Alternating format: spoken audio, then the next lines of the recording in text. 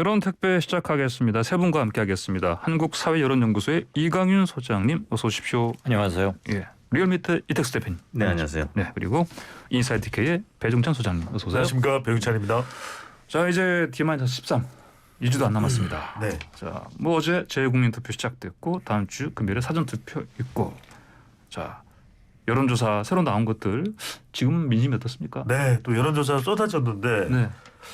여전히 여론조사만으로도 알기가 어렵습니다. 예. 네, 박빙 혼전 또 그러니까요. 앞서가는 조사가 있기도 하고요. 예. 네 개의 조사 결과를 빠른 속도로 소개를 해드리겠습니다. 모든 조사가 차기 대선 후보에서 누구에게 투표할지 물어봤고요. 자세한 사항은 중앙선거여론조사 심의위원회 홈페이지에서 확인 가능합니다. 한국갤럽이 머니투데이의 의뢰를 받아서 지난 21일, 22일 실시한 조사입니다. 이재명 후보 38.3%, 윤석열 후보 39%, 0.7%포인트 윤석열 후보가 오차 범위 내 더 높은 수치인데 깻잎 반의 반장 차이입니다. 이거는 똑같은 거죠? 네, 안철수 후보 9.5%였고요. 예. 한길리서치가 폴리뉴스 의뢰를 받아서 19일부터 21일까지 실시한 조사입니다. 이재명 후보 42.6%, 윤석열 후보 42.7%. 네, 예. 거의 비슷합니다. 예. 안철수 후보 6.5%였고요. JTBC가 글로벌 리서치에 의뢰해서 지난 19일, 20일 실시한 조사입니다. 이재명 후보 34.1%, 윤석열 후보 42.4%. 윤 후보가 이 후보를 오차 범위 밖으로 앞서는 조사 결과였고요. 예. 안철수 후보 6.6%였습니다. 마지막 결과입니다. 뉴스토마토가 미디어 토마토에 의뢰를 해서 지난 19일, 20일 실시한 조사입니다. 이재명 후보 41.9%, 윤석열 후보 44.4% 오차 범위 내입니다. 안철수 후보 6.2%로 나타났습니다. 그 여기 지금 하나, 둘, 셋, 네 개 말씀하셨는데 네. 이 뭘 좀, 그러니까 어쨌든 아까 말씀하신 것처럼 다 그냥 비슷하네요. 그런데 JTBC 것만 좀 차이가 크고, 예. 뭐 배 소장께서는 어떤 점을 좀 주목하십니까? 좀 달라진 점은 분명히 지난주, 이번 주 달라진 것을 확인할 수가 있는데 지난주까지만 하더라도 네. 윤석열 후보가 예. 오차 범위 밖으로 앞서는 조사 결과들이 예. 많이 꽤 발표되는 많았죠? 수준이었거든요. 예, 예. 근데 지금 조사 결과를 보면 네 개의 조사 결과 중에서 예. 세 개는 오차 범위 내에 있고 예. 그리고 그 오차 범위도 두 개 조사는 거의 뭐 깻잎 반의 반장. 예. 예. 정말 접전, 혈전. 네. 그러니까 지난주에 비하면 이번 주는 그게 좀 단일화가 변동이 있으면서 아무래도, 발생한 요인으로 볼 수 있겠고요. 예. 지지율 양상만 놓고 보면 추세만 놓고 보면 예. 붙어 있습니다. 예. 날짜상 봤을 때, 네.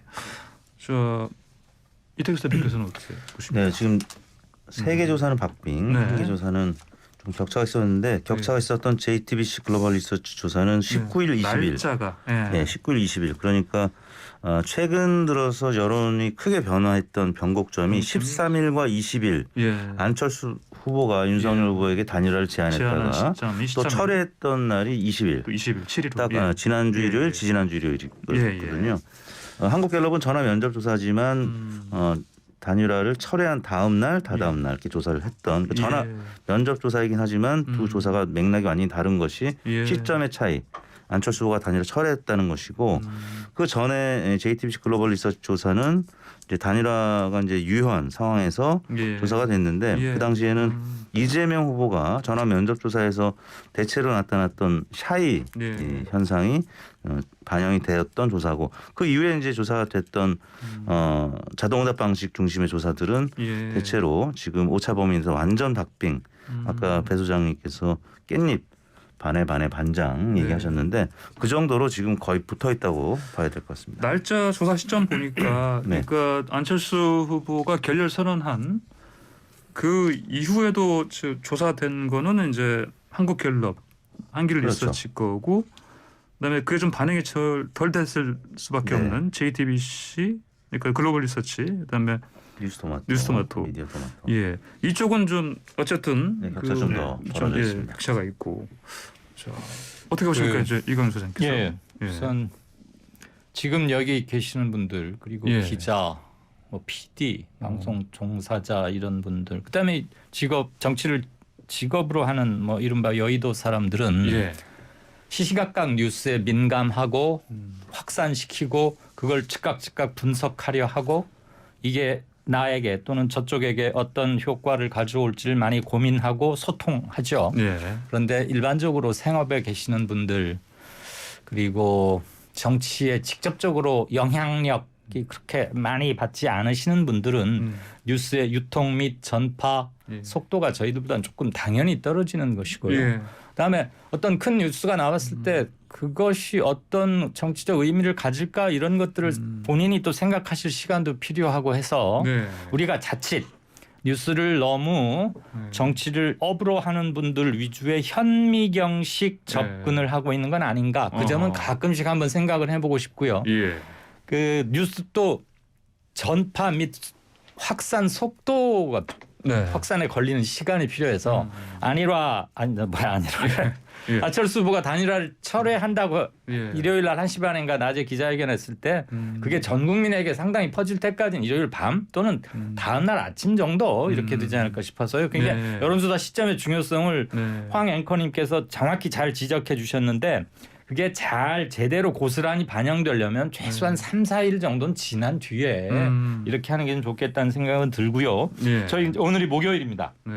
2주일이 딱 안 남았는데 이번 주 초인 월요일 날 저희 KSOI가 다른 데와는 달리 예. 이재명 안철수가 굉장히 붙어 있다. 그리고 심지어는 이재명 후보가 오차범위 내지만 아주 미세하게나마 앞서고 있는 걸로 나왔다는 여론조사 결과를 발표하고서 상당히 파장이 일었고 맞아요. 예. 네, 다른 그래서 언론들에서 그 주목해서 예, 저희 거 하나만 왜그 여론조사만 이렇게 다르지? 그때 뭐 제가 분석해 본 바로는 예. 보수 응답자들이 평소보다 좀 많이 줄었어요. 아하. 응답자 예. 분포 성향에서 그러다 예. 보니까 윤석열 후보 지지 가능자들이 많이 줄었고 그게 살짝 뒤집어졌는데 1.5% 포인트면 1,000명 중에 15명입니다. 그래요. 이게 참 예. 작은 숫자예요. 그래서 그렇죠. 예. 2, 3% 포인트 항상 뒤집을 수 있다고 보는데 자 안철수 단일화 철회 이후로 나타난 4개의 아까 배 소장이 소개를 해준 거 보면 하나만 빼고는 대개 오차범위 안에 들어와 있고 매우 근소하다. 또 하나는 안철수 후보가 상당 수준으로 빠져 있다. 대개 6% 전후입니다. 이른바 안철수 상승이 본격화되기 전에 예. 한 5에서 6% 정도였었거든요. 그러다가 급격하게 상승하면서 3주 만에 한 15, 16%까지 왔지만 결국은 지금은 다시 그때로 조금은 빠지고 있는 건 아닌가. 이건 전적으로 다 단일화 영향이 클 수밖에 없고요. 예. 지금 상황을 보자면 어느 한쪽도 절대 승기를 잡았다 또는 확실하다 대세론이 작동되기 시작한다 뭐 중도 지역에 있던 분들이 어디로 모인다 이런 말들을 각 진영에서 하시는데 저는 그거는 아전인수적 또는 정치적 레토릭인 것 같고요. 예. 지금은 상당히 붙어 있다. 아하. 붙어도 깻잎 맞아. 예. 저 한두 장 굉장히 작은 차이 같아요. 말씀하신 것처럼 안철수 후보의 지지율이 6%대로 좀 다 내려가 있는 대개들 상황이겠습니까? 떨어져 있습니다. 저희 예. 것도 5.8이 나왔고 네. 지금 보면 갤럽 것만 9.5고 9.5죠? 나머지는 다 나머지는 다 6%대예요. 네. 이거 어떻게 보십니까, 이택수 대표? 네, 안철수 후보의 지지율의 특징은 두 가지인데요. 예. 뒤로 갈수록 선거가 이제 임박할수록 조금 빠지는 계속 경향성. 빠지는 상황이다. 이제 그럼에도 불구하고 실제 여론조사보다는 예. 득표율이 좀 더 나옵니다. 대체로 안철수 후보의 과거 선거 이력을 보면 예. 지난 대선 뭐 또 서울시장 선거도 마찬가지고 예. 각종 여론조사 기관들이 발표했던 여론조사보다는 조금 더 나왔어요. 그러니까 지금 한국갤럽이 9.5% 정도 발표해서 좀 높은 수위인데 다른 네. 데들은 한 7% 안팎이고 근데 제가 볼 때 이 정도 수준이면 한 10% 정도 득표 가능성, 예. 50% 선거 비용 보전을 받을 수 있는 이 정도면 이제 완주를 할 가능성이 예. 한 절반 이상 된다고 보는데 예. 이제 이번 주말에 마지막으로 투표용지 인쇄 전에 윤석열 후보 측에서 만남을 제안했고 네. 안 후보도 시간 조정을 한다 이런 보도를 제가 보고 왔는데 이제 남은 가능성은 국민의힘 쪽과 최종談판 그리고 또 민주당도 비공개 최고위원회에서 네. 안철수 후보 쪽에 러브콜을 보내는 그런 예. 논의가 있었다고 합니다. 예. 그래서 어느 쪽이랑 단일화 연대 할지 말지 그리고 하더라도 그 계속 투표용지 이제 된 다음에도 사실 할 수 있는 것이 이제 그럴 단일화도 수는 있죠. 논의거든요. 네, 그래서 네, 네. 안철수 후보가 아까 13일, 20일 이런 변곡점에 예. 큰 터닝 포인트를 줬던 후보기 때문에 예. 앞으로도 계속 이번 주말 또 뭐 TV 토론이 진행되는 과정에서도 큰 영향을 미칠 수 있는 변수라고 할 수 있겠습니다. 예, 저 단일화. 예. 지난주와 이번 주에 가장 달라진 것 변곡점은 안철수 후보가 완주하겠다는 의사를 이제 명확히 밝힌 것이거든요. 예. 되게 적지 않은 영향을 줄 수밖에 없는 것이 단일화는 물리적인 단일화가 있고 화학적인 단일화가 있는 거죠. 예. 뭐 수능은 아니십니다만 물리학을 다 이야기해야 될 것 같은데 예. 일단 뭐 단일화 했습니다. 후보 간에 협상도 하고. 근데 더 중요한 건 지지층들이 결합이 돼야 되거든요. 근데 지지층들은 뭐 이런 방구 이 단일화에 대해서 동조하는 의사가 없고 합쳐지지 않는다면 단일화의 실질적인 효과는 없는 거죠. 근데 지금 시간도 질질질질 끌려가고 있고 또 이준석 국민의힘 대표가 워낙 단일화를 그냥도 아니고 워낙 싫어하니까 지금 감정이 상해져 있는 상황이거든요. 예. 그러니까 결국 이렇게 되면은 지지층들이 결합이 안 되는 거죠. 또 이태규 본부장과 국민의당 본부장과 선대위 본부장과 예. 또 이준석 대표 사이에 또 설왕설래도 있습니다. 근데 문제는 뭐냐면 이렇게 되면 이제 안철수 후보가 완주하게 되면은 안철수 후보를 지지하는 지지층들은 대체적으로 중도나 중도 보수, 예. 또 PK 지역, 부산, 울산, 경남, 특히 부산이고요. 20대 학생층인데 이들이 그래 안철수 후보가 완주해? 그럼 안 후보 쪽으로 결집될 가능성이 있다는 거죠. 그럼 윤 후보에게 부담이 될 수밖에 없고 남아있는 동안에 사실상의 단일화가 결렬된 상황은 그것이 뭐 원인이 이준석 국민의힘 대표의 또 가당치 않다. 이런 또 반발일지 어떨지는 모르겠지만 윤 후보에게는 부담이 됩니다. 예. 네. 이건 부장님. 예. 한 세 가지 점을 짧게 말씀드리고 싶습니다. 우선 단일화 피로도가 상당한 수준에 와 있다. 비단 이번뿐만이 아니고 이전 선거 때마다 항상 이런 얘기가 나왔었고요. 예.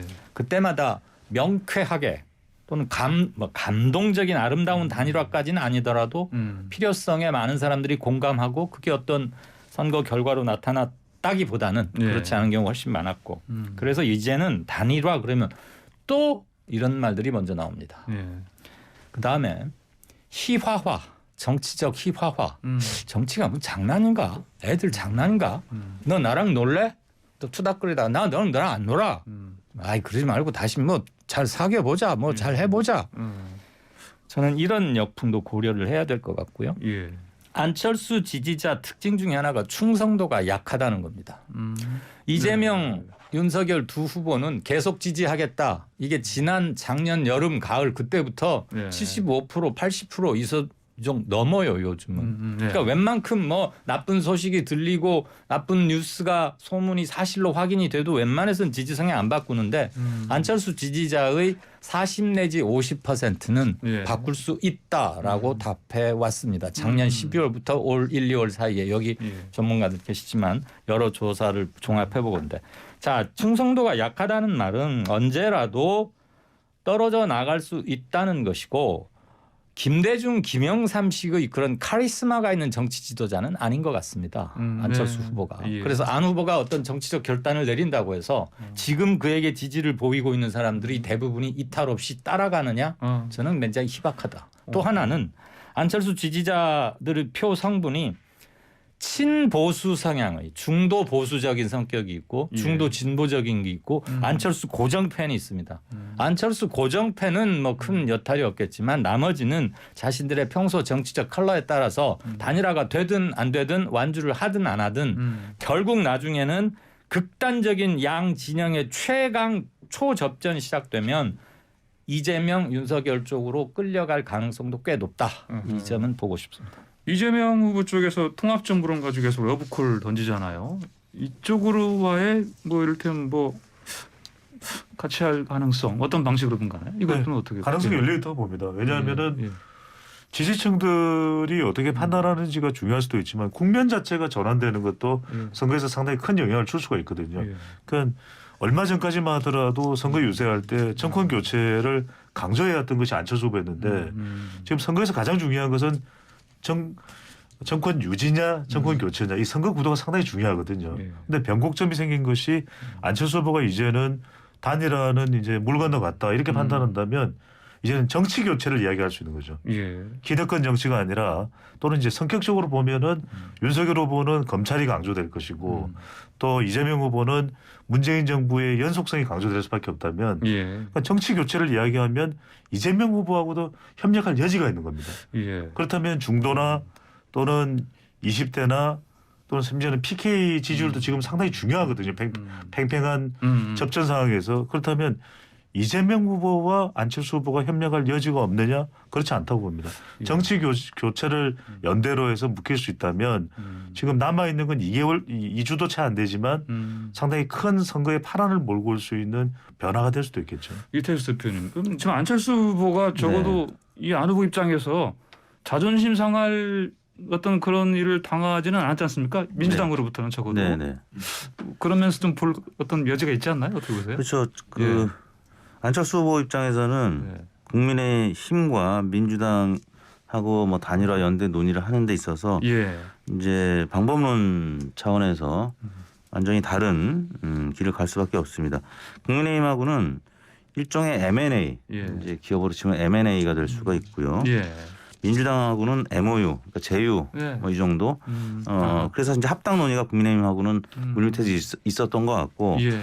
그 뒷얘기는 뭐 다가오는 지방선거나 총선에서 공천권을 보장하라 뭐 이런 관련된 보도가 있었습니다. 그게 사실인지 아닌지는 예. 이제 따져봐야 되겠지만, 근데 반면에 민주당은 이제 합당 얘기는 거의 없습니다. 다만 안철수 후보의 국민의당이 계속 지속 가능할 수 있는 다당제, 예. 그러니까 이제 양당 중심의 체제가 아니라 다당제를 보장하는, 그리고 국무총리, 국회 추천제 뭐 등의 지속 가능한 정도의 제휴, MOU 뭐 이 정도의 접근 방식으로 민주당이 지금 얘기하고 있는 것 같은데, 예. 이게 이제 현실 가능성은 사실 국민의힘과의 단일화보다는 좀 떨어지지만, 네. 이제 이른바 민심 단일화, 이제 안철수 후보의 지지층을 공략하는 전략으로서는 유효하다. 그리고 실제 여론조사에서 그런 조짐이 지금 나타나고 있어서 예. 이제 안철수 후보 지지층이 예전에는 윤석열 후보를 더 지지하는 한 60% 70% 정도. 근데 네. 지금은 뭐 한 5대5 정도까지, 왜냐하면 단일화를 지금 배제하고 이제 완주 의사를 밝혔기 때문에 안철수 후보를 만약에 빼고 조사한다라고 하면 안철수 네. 후보층이 양쪽으로 고르게 흩어지는 이런 효과는 민주당 입장에서는 예. 이제 누릴 수 있다라는 거죠. 그런 차원에서의 접근 방식이 아닌가 싶습니다. 알겠습니다. 자, 그리고요, 각 그 당에서 전통적인 그 뭐 텃밭, 뭐 상대 것이건 자기 것이건 지금 이쪽으로 공을 막 들이고 있습니다. 그 이재명 후보는 충남, 충청도에 갔고, 네. 그다음에 윤석열 후보는 어제 심지어 하이도까지 건너갔거든요. 자, 예. 어쨌든 간에 이쪽 각자 텃밭에서 30% 이거를 상대방 진영에서 뭐 예. 특히 그 호남 쪽에서 특히 윤석열 후보가 뭐 넘기겠다 이런 목표치를 이준석 대표가 설정했는데 예. 이거 어떻게 될 것 같습니까? 이거? 사실 한국 정치사의 예. 고질적인 지역색을 깬다는 점에서는 굉장히 중요한 지점인 건 맞습니다. 네. 그 숫자 이 지점부터 숫자 예측하는 건 굉장히 조심스러운데 30% 굉장히 큰 상징성 있죠. 예. 저는 윤 후보가 호남에서 30까지 3자를 쓰기는 힘들 거라고 보지만 네. 이재명 후보는 뭐 거기에 연고 의식이 본인도 그러하고 그쪽에 계시는 분들도 그렇게 연고 의식이 강한지는 잘은 모르겠으나 왜냐하면 소년기에 너무 일찍 떴고 네. 성장을 주로 수도권에서 했기 때문에 그래도 어디 출신이라는 게 아직은 한국적 정서에 조금 작용하잖아요. 예. 그리고 요즘 나오는 퍼센테이지가 20%는 안정적으로 넘기고 있어요. 네. 그런데 민주당의 전국적인 큰 선거의 승리 경험 때 즉 노무현, 문재인 이렇게 네. 당선됐을 때 TK 지역에서 28.4%, 29% 이렇게 나왔었습니다. 네. 적어도 26은 넘겼어요. 승리한 후보들이. 그래서 이재명 후보가 승리에 필요하기도 하고 본인의 연고도 조금 있고 지금 현재까지는 여론조사 흐름이 나빠지 않아서 25% 정도는 되겠다는 생각은 들고 예. 윤석열 후보는 지금 제일 잘 나왔던 박근혜 후보가 9.8인가 10이 채 안 됐어요 숫자상으로. 네. 그래서 저는 15 정도는 이번에 되지 않을까 15 정도? 이런 생각이 좀 듭니다. 25는 좀 힘들 것 같긴 하고. 아무튼 예. 두 자릿수를 간다는 것은 꽤 큰 변화죠. 그래요. 예. 이광윤 소장님 말씀에 네. 상당 부분 공감을 하고요. 예. 근데 그래도 이번 대선이 그렇게 지역벽이 와르르 무너지느냐? 왜냐하면 지역은 또 이념이 있는 것이거든요. 예. 그러니까 호남은 민주당 성향이 강하고 또 영남은 보수 정당의 텃밭이라면 대체적으로 역대급 정도의 지역에서의 선전은 할 걸로 보입니다. 네. 각각 이제 경쟁 지역인데 그러니까 윤석열 후보가 호남에서 20%는 가까이 가겠지만 20% 돌파 쉽지 않을 것 같고요. 그리고 이재명 후보도 고향인 TK에서 30%는 가까이 갈 것 같지만 30% 넘기 쉽지 않다. 그렇다면 부산이 참 중요할 것 같아요. 그러니까 이른바 이번 지역벽을 허물고 있는 이런 양상을 호TP라고 그러거든요. 호TP, 호남, TK, 네. PK, 호TP 2, 3, 4인데 OTP. 호남 20, 예. 그다음에 TK 30, PK 40인데 네. 저는 PK가 중요하다는 것이 항상 이 부산, 울산, 경남 지역은 문재인 대통령도 지난 대선에서 2017년 대선에서 네. 부산과 울산에서 가장 많이 네. 득표를 했어요. 이거 참 놀라운 일이거든요. 그렇다면 이재명 후보가 그래도 PK 지역에서 어느 정도 득표를 할 수 있느냐. 그런데 또 하나 중요한 것은 사실 윤석열 후보가 호남 공들이기를 하는 거 이준석 대표도 호남을 자주 방문하는 건 네. 호남이 아니거든요. 네. 수도권입니다. 그러니까 이른바 호남 범호남인 예. 서울과 경기 인천인데 사실 서울과 경기 인천에서 윤석열 후보 표가 얼마나 나오느냐 여기에 더 주목할 필요가 있겠죠. 네, 알겠습니다. 자, 이택수 대표님. 윤석열 후보의 호남 지지율은 결국 안철수 후보에게 달렸다 이것도. 예. 왜냐하면 안철수 후보랑 만약에 단일을 한다면 30% 이상 득표 가능성이 있습니다. 예. 제가 지난 방송에도 말씀드렸지만 네. 홍준표, 안철수, 유승민 세 후보의 합이 지난 대선에서 이미 호남에 30%를 넘었기 때문에 예. 안철수 후보가 윤석열 후보를 지지한다라고 하면 그리고 철수한다라고 하면은 30% 이상 득표 가능성이 있는데 만약에 안철수 후보가 완주한다라고 예. 하면 배 소장님 얘기대로 한 20%에 미치지 못할 가능성이 있고요. 또 이 TK, PK에서는 이제 이재명 후보가 꽤 지금 선전을 하고 있는데 지난번 이제 문재인 대통령이 PK에서 한 40%, TK에서 한 20% 했는데 예. 그거보다는 좀 미치지 못할 가능성이 있고요. 왜냐하면 워낙 지금 양강 중심으로 지금 가고 있기 때문에 지역 감정이 조금 뒷부분 가서 되살아날 가능성이 있어서 PK 지역에서는 30% 이제 이상 득표할 가능성이 있지만 예. TK에서는 20%에 미치지 못할 가능성이 좀 더 크다라고 보고 있습니다. 예. 저기 예. 하나 짧게 첨언 드리고 싶은데 네. 흔히 이대남 그러지 않습니까? 네. 18살부터 만 29살 거기에 포진한 남성분들의 중요한 정치적 흐름 특징 중에 하나가 호남에 계신 분들만 따로 1000명 지역 언론하고 서울의 어떤 여론조사 겸 제가 기억을 못해서 죄송합니다. 여조 심의위원회 가면 있는데요. 예. 1월 달에 조사한 게 있습니다. 예. 정권 교체론이 호남의 이대남에서는 반이 넘습니다. 네. 나머지 전 연령대는 다 정권 교체론이 훨씬 작아요. 예. 정권 재창출론 여긴 지금 호남 분들만입니다. 호남 1000명. 쪽에서. 네네.